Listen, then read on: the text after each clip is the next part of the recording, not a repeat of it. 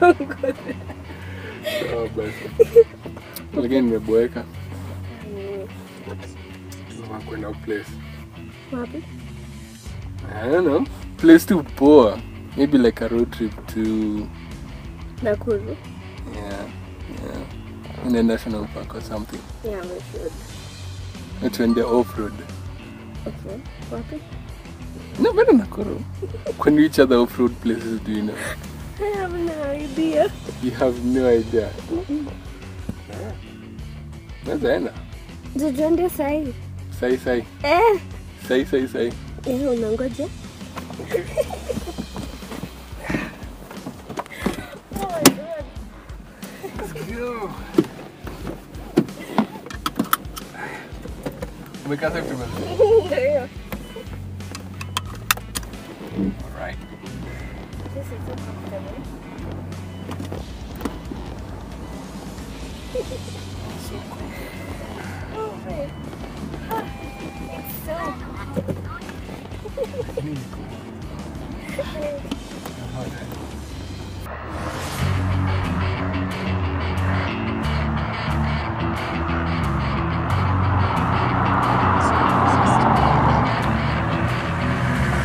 The Ford Escape is a compact crossover vehicle sold by Ford since 2000, over 3 generations.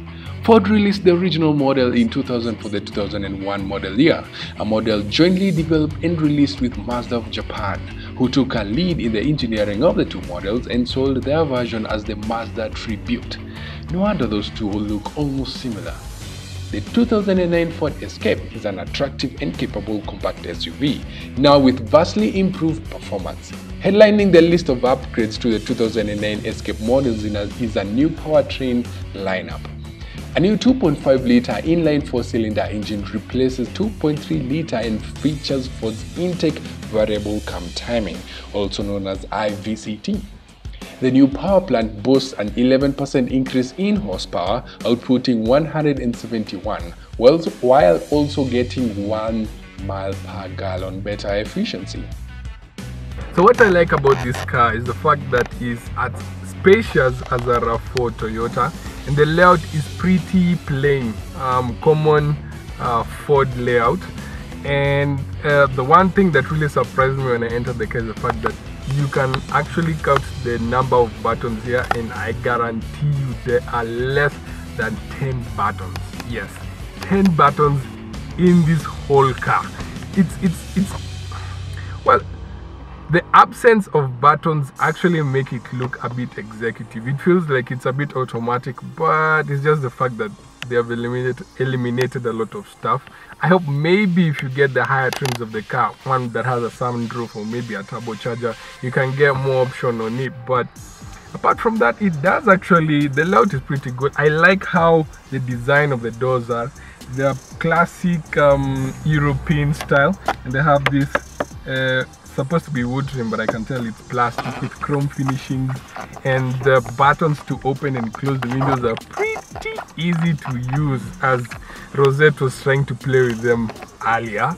The driving position, I wouldn't say much. You can't pull the steering wheel towards you, but you can actually adjust the angle at which the tilt column of the steering wheel to the best of your driving position. I hope I've made sense. So apart from that, it's pretty easy to see on the outside, but again, it's a simple layout. I think they actually beat Toyota on just making things simple. For this time, hands down. So one thing about this car is that there isn't a lot of road noise from outside. The steering is really smooth. Well, not a lot of feedback from the steering, but it's pretty good. The engine response, it's a bit sluggish, but you can see that the car is really trying to come. Go, let me make a quick turn. I see how turning circle is. Yeah. Okay, it's pretty small. If you have a European car, this will definitely beat it in turning at 360 degree. You can actually get it with an optional reverse camera, and it's pretty good. But still, the view from the back is really good, so you won't have to struggle. And they also let the car have smaller side mirrors at the front, like for X-Trail and RAV4 sometimes do, so that you can see whether you're going to scrape on some rocks or other small obstacles you didn't look.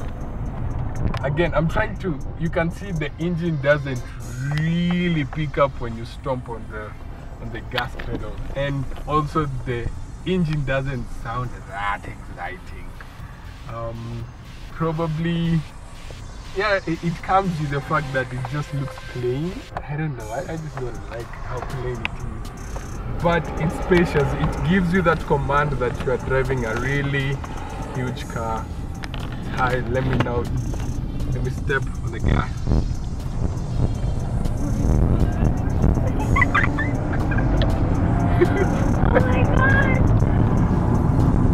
But it's fast. But it's not that fast. It can accelerate. As you can hear, Rose is having a blast at the back. But I'm sure not having too much fun. But let me see, this car on the off-road capability, I know it can handle a lot. The clearance is amazing also.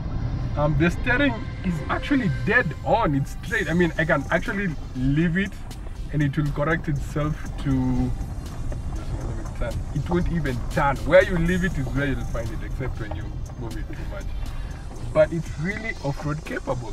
Now let me take a back route if the cameraman can be able to see. I wanna just go up beyond the off-road and test how comfortable it is when you go outside. And I can tell you off the bat,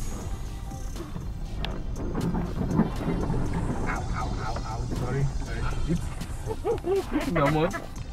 There isn't a lot of body roll. Oh god. Yeah, it's pretty comfortable. I thought it would be rocking from side to side, but no. It's actually pretty, it gives you the confidence of going through other smaller off-roading routes.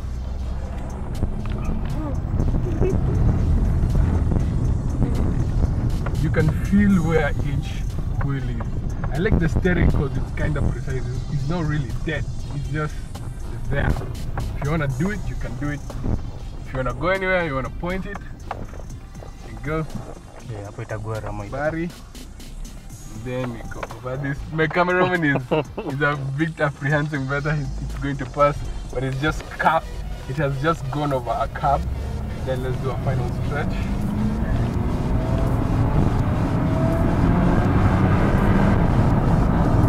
Like I said, it's fast, but I've driven something faster than this.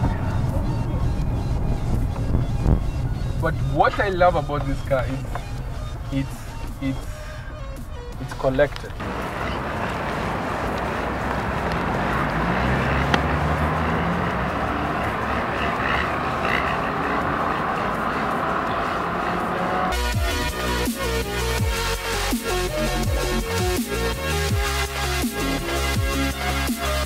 And welcome to this week's Info Center, and with me today is Nick. So Nick, let's get straight to the point. Which news do you have for us today? Today we have the contracting market of luxury vehicles in Kenya. Okay, that's one. Yeah, and we have the Audi TT 2017. Okay. And we have Nyaribo TT, of course. Ah, Nyaribo. Okay, so let's go straight into it. Tell me about the luxury market. The luxury market is on a decline. The reason why I say this is because the main models, which are Porsche, Mercedes, BMW, are on the decline. On the other hand, the Jaguar Land Rover is on the rise. Okay. I'm talking of concerning about sales of units. Okay. Yeah. So what I do know is that the government had recently introduced new laws that would see different cars have different taxes on them, especially now with the luxury vehicles. Probably that may have affected the growth in, or the decline in sales, right? Yes. You see, the high interest rates in the past. You know, it's only recently that Uhuru introduced these low interest rates on banks. Okay. Yeah. So that did not affect the sales because we're talking about the sales from January up to September. Oh, Yeah. from January up to September. It's- So, Then, like from last year, we had 305 units being sold in the luxury vehicle sector. This year, it's 224. okay. So it has nothing to do with capping of banking interest rates. No. Probably has to do with the importation of the law which was put into. Probably. Okay. So, and also one interesting thing you talked about is the fact that Land Rover and Jaguar haven't really decreased in sales, Yeah, right? it is a very interesting thing because RMA Motors is taking like an arrogant stance. Okay, that's not a good word. He's taking like a confident stance. They're saying that we don't really have to reduce our prices. We have a definite market, Okay. and they are rich and they know what they want, and money is not an option. Okay, I know two things about that group. Is the fact that one, they were bought off by Tata, which is actually turning around the fortunes, especially for Jaguar, which some years ago really was in a tight fix in terms of finance. And then number two, Land Rover has been unleashing new cars or has unleashed the new Discovery, so everybody is scrambling to get one.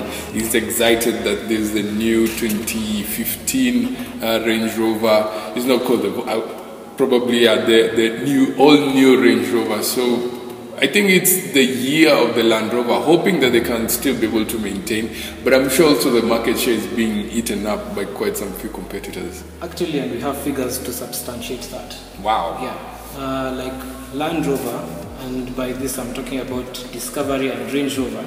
The units are up by 75 units this year, as compared to 64 last year. Now, if we take a comparison to the other models, then we'll see where they have this reason to be confident. Yeah. I think we should actually take that and check it out. Okay, so now for the second news is the Audi TT. I don't think they have that in Kenya, do they? They do. It's very rare, but they do. You will see one in like maybe Ngongi, for example. You will find it at Medicus or somewhere. Yeah. Audi TT is Yeah. just Yeah. okay. Yeah. I've seen convertible or just.